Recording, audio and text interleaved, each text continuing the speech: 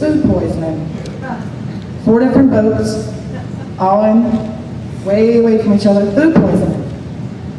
Second response was heat exhaustion.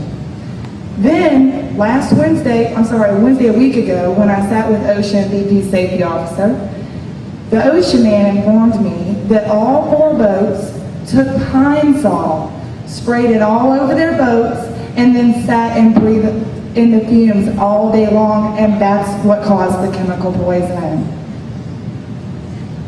Hold on a second. I've been on boats all my life. I've been with captains all over the place. When we spray something on a boat, we wash it right off. If not, it eats the paint off the boat. We take care of our stuff. So that right there was just a blatant out lie. So then I asked him, I throw one out of left field at him, and I said, well, what about the people on 9/11? He said, it's funny you asked me about that, because I was working that job. We were following them around with respirators, begging them to put them on. And he actually pointed the finger at our New York firefighters.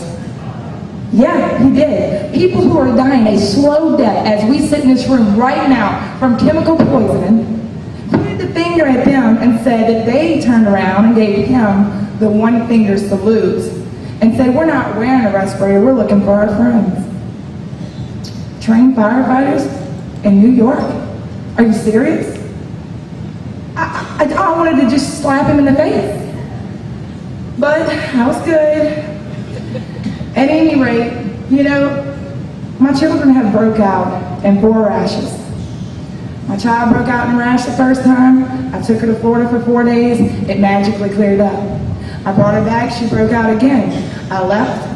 She cleared up. Now, today, she's broke out again. Not to mention that my beautiful, healthy, straight-A student, gorgeous daughter, has a double ear infection, upper respiratory problems. I left and went to Baton Rouge, and as I drove back home, clearing the throat, the stickiness, the upper respiratory irritation. The bottom line here is, this morning I contacted Miss Marla Cooper, who is District 9 Councilwoman for Plaquemines Parish. And Miss Marla has 3 grandchildren in our area, and she's just a great grandparent, a good mom. And I told her, Miss Marla, we have got to call for an evacuation of our area. We cannot allow our citizens to sit like we're out in the middle of this stuff's on all 3 sides of my home. I walk outside and there's a haze. They're called bad air days. Folks, stay inside, put your air conditioner on recirculation. Everything's just fine. Why do we need to lock ourselves up in our house? You really think that's going to cut it? Do you really think that's going to make the situation better? No, it's not. Where do you think the air comes from that's in the house? Outside the house. These people, they never cease to amaze me. The lack of humanity here. I know that my parish only makes up 2% of Louisiana's population, but does that make my people expendable? This is unacceptable. They are slowly poisoning every person that I've ever been close to in my entire life, and I'm standing here saying no more.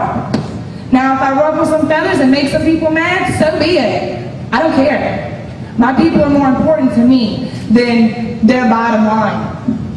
And that is my bottom line. So basically, this whole Ponies and Balloons Act, if someone does not come in and properly oversee this response, our marsh now is being used as a boom, an absorbent boom, a big giant sponge.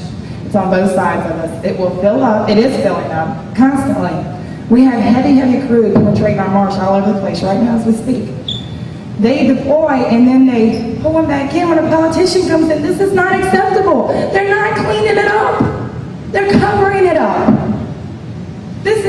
We're barely into this. This could go on for years and years, and they're already cutting costs, cutting corners, and taking shortcuts is why we're all sitting in this room today. Enough is enough.